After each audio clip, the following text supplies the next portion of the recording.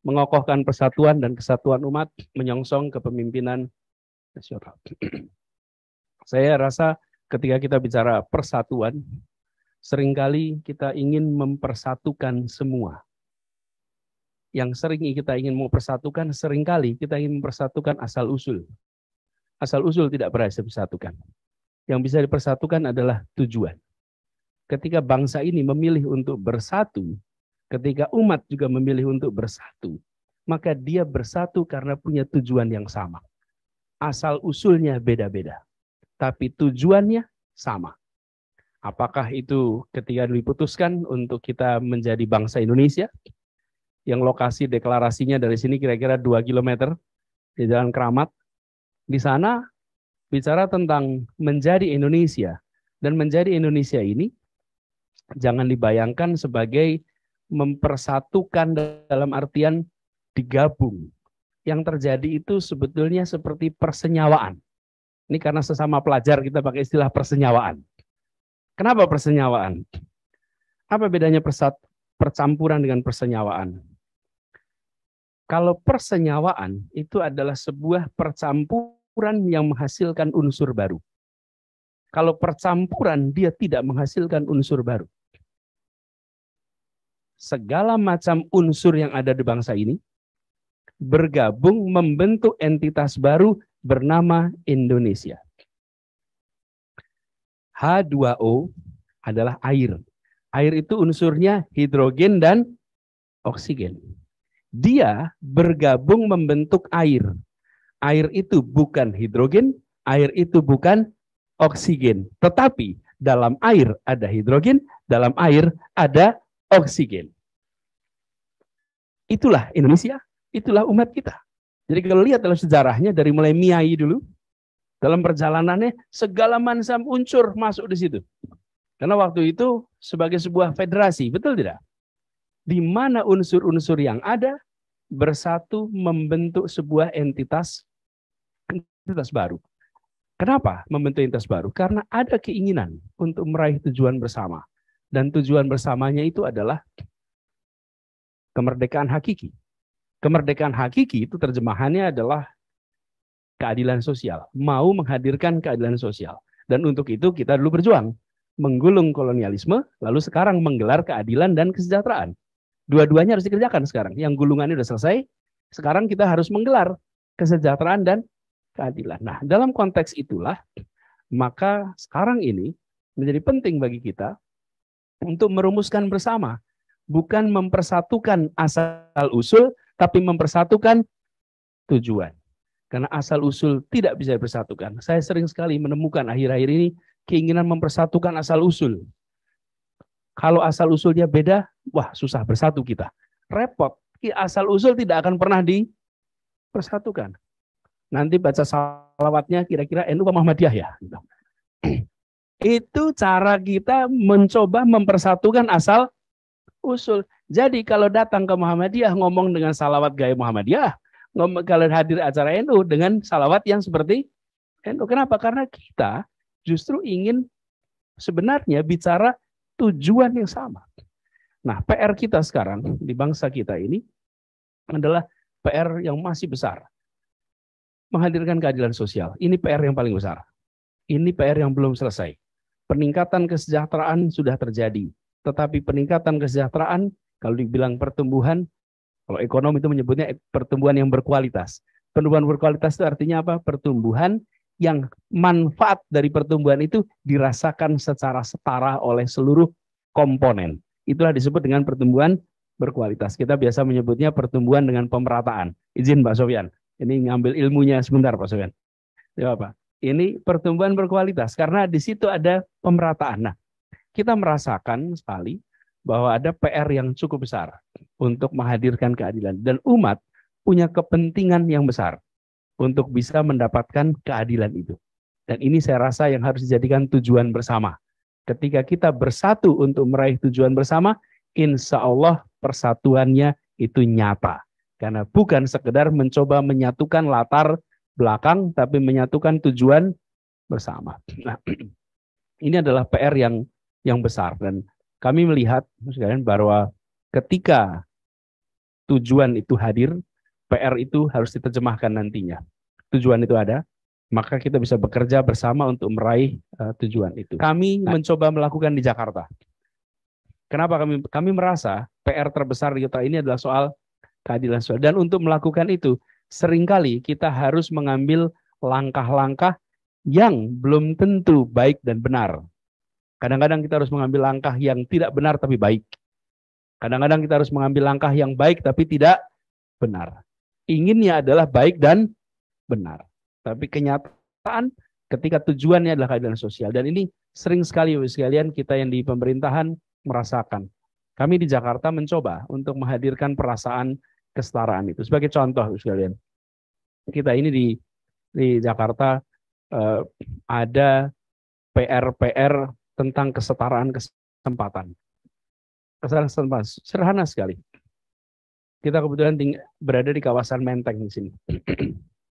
Ini kawasan Menteng ini, Bapak sekalian, adalah kawasan yang dulu tempat tinggal begitu banyak pejuang-pejuang kita. Di kawasan ini, banyak pejuang-pejuang kita. Satu-satu rumah para pejuang itu lepas, Bapak sekalian. Lepas. Dijual. Kenapa dijual? Tidak kuat bayar pajak. Ada satu periode di mana pajak di tempat di Jakarta ini meningkat 500%. NJOP-nya. NJOP itu naik 5 kali lipat. NJOP 500%. Dan kalau NJOP naik 500% di kawasan seperti ini, langsung satu-satu lepas. Satu-satu lepas. Terus pemerintah, kami yang di pemerintahan itu bilang begini, kami sedang meningkatkan pendapatan asli daerah. Oke? Dengan cara meningkatkan NJOP, sekota naik NJOP-nya. Saya berarti ini apa yang sedang terjadi kalau seperti ini? Ini sebetulnya yang terjadi adalah pengosongan secara sopan kota ini dari mereka yang secara ekonomi lemah. Sebetulnya. Cuman pengosongannya sopan dengan menaikkan NJOP. Kalau naiknya 5%, 10% masih mending. 500%. Ini Bapak Ibu boleh cek, karena ada rekodnya semua. Kami kemudian mencoba melakukan koreksi. Karena saya sampaikan pada teman-teman semua. Saya tanya di tim itu. Bapak Ibu, kenapa pajak dinaikkan? Semua jawabnya karena meningkatkan PAD, Pak. Oke? Meningkatkan PAD, semua jawabnya begitu. Kenapa PAD itu ditingkatkan dari pajak bumi dan bangunan? Ini kan aktivitas non-produktif. Kalau meningkatkan pajak itu, kita ambil pajak dari kegiatan yang menghasilkan nilai tambah. Dari pertambahan nilai itulah kemudian diambil pajak. Tapi kalau tempat tinggal itu bukan kebutuhan, bukan kegiatan produktif. Ini kebutuhan dasar hidup manusia. Lalu kebijakan yang kita ambil adalah sebaliknya. Kita tidak lakukan peningkatan NJOP. Jadi selama kita bertugas tidak ada peningkatan NJOP. Dan kita lakukan pembebasan pajak kepada semua keluarga dan 3 turunan di bawahnya yang berjasa untuk Republik. 0. Jadi PBB-nya 0. Bayangkan, Pak Sofyan, ini rumahnya Bang Ali Sadikin. Rumahnya Bang Ali Sadikin itu, PBB-nya per tahun 180 juta. Oke. Lalu anak-anaknya tiap tahun iuran membayar 180 juta. Ali Sadikin itu kurang apa jasanya untuk Jakarta? Oke. 0 sekarang, nggak ada pajak sama sekali. Kemudian mereka yang berjasa semua, saya di pemerintahan ini merasakan satu-satu. Bayangkan mantan menteri, anaknya, cucunya datang minta tolong pembebasan. Lah kakeknya berjuang membebaskan Republik ini dan cucunya terusir dari tanah yang dibebaskan oleh orang tuanya. Ironis yang luar biasa. Kenapa? Karena nama keadilan sosial itu tidak dimasukkan di dalam persamaan ketika menyusun kebijakan. Apakah menghadirkan keadilan sosial? Kata itu harus dicocokkan. Nah ini yang kita coba. Dalam semua kebijakan, saya katakan, kata kuncinya, kalimatnya satu aja. Apakah menghadirkan keadilan sosial? Kalau tidak menghadirkan keadilan sosial, koreksi kebijakannya. Karena begini, kalau di birokrasi, kalau tidak ada satu mantra sederhana, birokrasi itu sulit akan menerjemahkan. Dan inilah salah satu kekuatan era Orde Baru. Orde Baru itu, kita semua ikut penataran P4, bukan? Itu GBHN-nya panjang sekali, bukan? Dan kita semua bilang punya GBHN, kita ingat. Padahal dulu nggak ada yang baca GBHN itu. Setebal itu. Tapi kita semua bilang merasa punya arah. Sebenarnya bukan. Kehebatannya bukan karena GBN yang panjang itu. Karena dia diterjemahkan dalam mantra sederhana dalam 3 kata. Namanya trilogi pembangunan.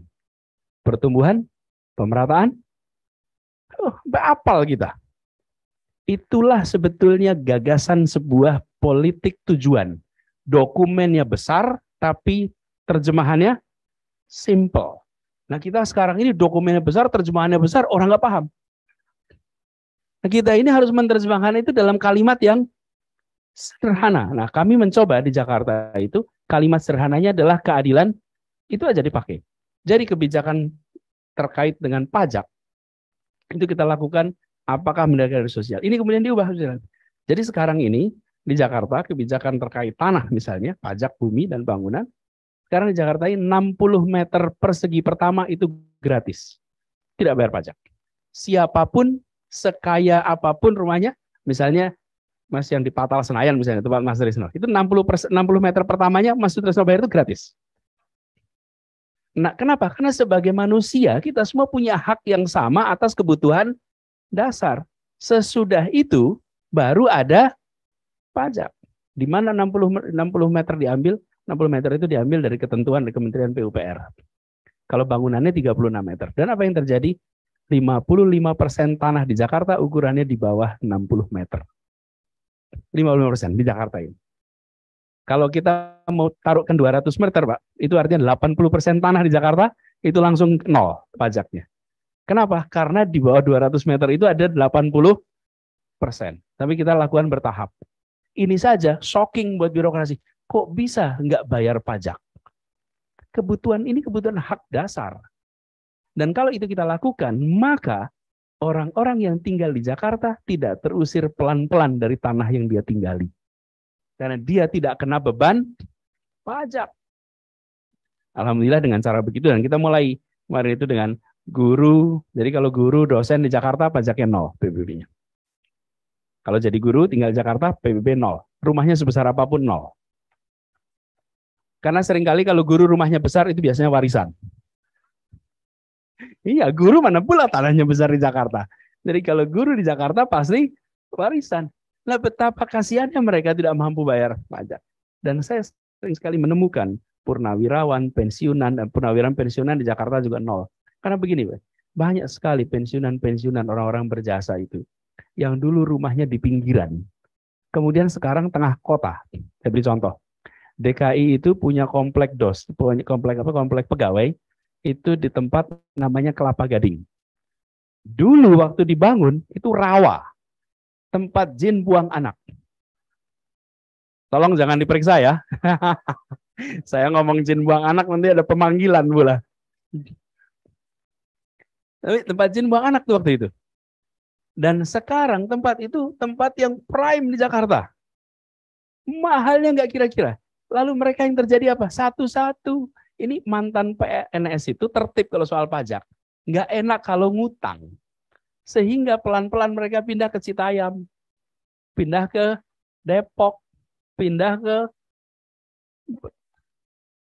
SCBD. Ya. Apa yang terjadi? Pelan-pelan itu pengosongan ini terjadi. Nah itulah yang kemudian kita coba hentikan. Ini saya berikan ilustrasi satu hal kecil dalam hal yang sudah terlalu lama kita anggap sebagai normal.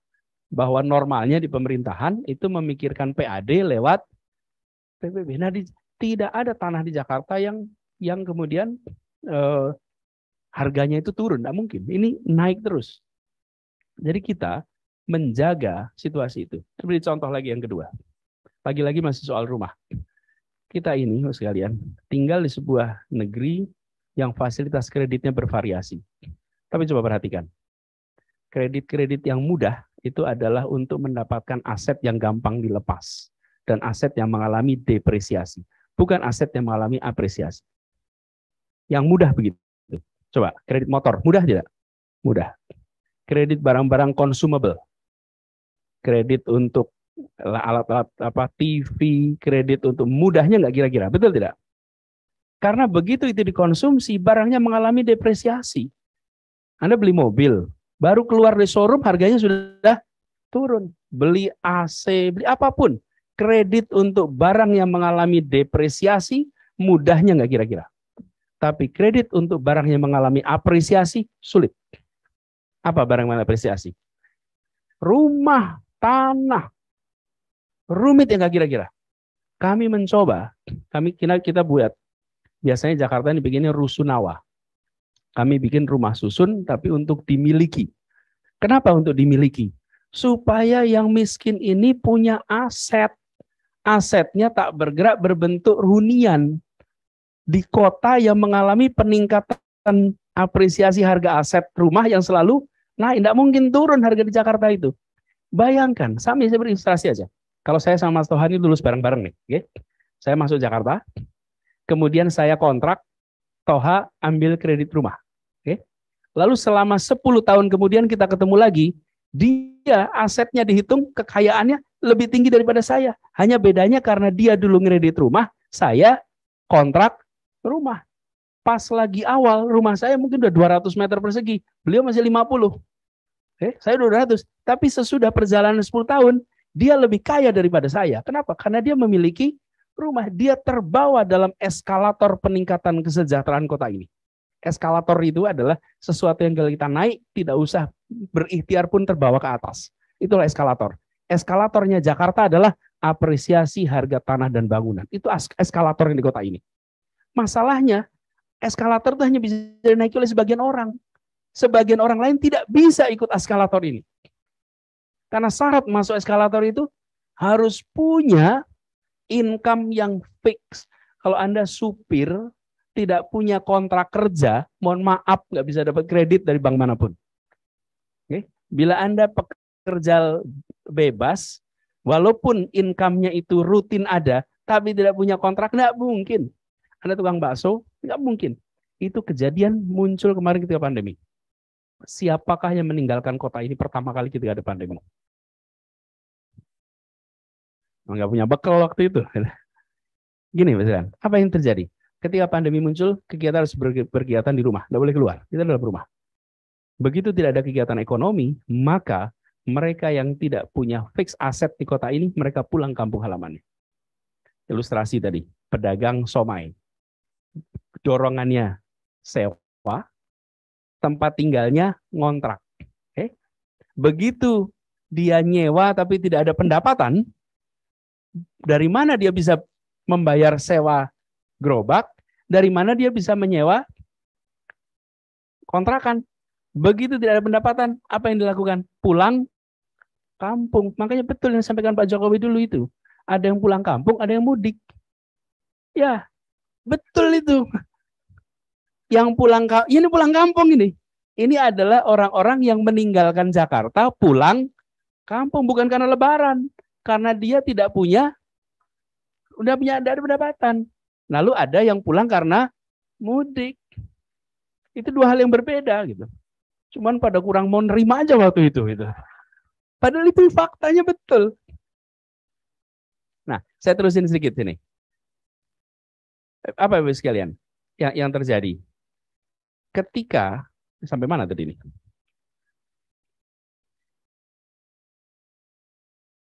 Ya, fixed income ini. Jadi kita mencoba memberikan akses pada mereka untuk pendanaan rumah sederhana. Kita menyebutnya dengan program DP 0 rupiah. Karena orang itu mampu membayar bulanan, tapi tidak memiliki tabungan untuk membayar DP. Lalu kita ikut di dalam skema yang disiapkan oleh Kementerian PUPR, tapi kita bayarkan DP-nya lewat kita. Sebetulnya dia membayarnya 100%, tapi 20% pertama dibayar oleh Pemprov, nanti dia nyicil 100% selama 15 atau 20 tahun, supaya dia punya rumah. Apa yang terjadi? Ini ilustrasi saja. Banyak orang yang ngontrak rumah 1 juta per bulan. Begitu dia ikut program ini, dia bayar 1,25, 1 juta seperempat. Tapi bedanya, kalau dulu 1 juta itu hilang, kalau sekarang dia jadi rumah. Setelah berjalan 15 tahun, dia punya aset. Dan ketika nanti dia memutuskan setelah jalan 5 tahun pendapatannya meningkat, mau pindah, maka rumah itu tidak bisa dijual ke pasar bebas. Dia harus jual kembali kepada kita, supaya terjaga fasilitas ini untuk menaik kelaskan semua orang di Jakarta. Diciptakan, dirancang sebagai eskalator untuk naik kelas. Nanti sambil jalan dia bisa upgrade. Jadi tidak terkunci di tempat itu selama 15 tahun, 20 tahun. Lalu sekalian ini hanya ilustrasi. Ada banyak yang bisa kami ceritakan. Tapi kata kunci yang sering hilang di dalam kita berbicara teknokrasi adalah dalam teknokrasi tidak menempatkan kata keadilan. Yang ditempatkan adalah kata ketaatan kepada peraturan. Ketika peraturannya tidak menghadirkan keadilan sosial, di situ kita alami dilema.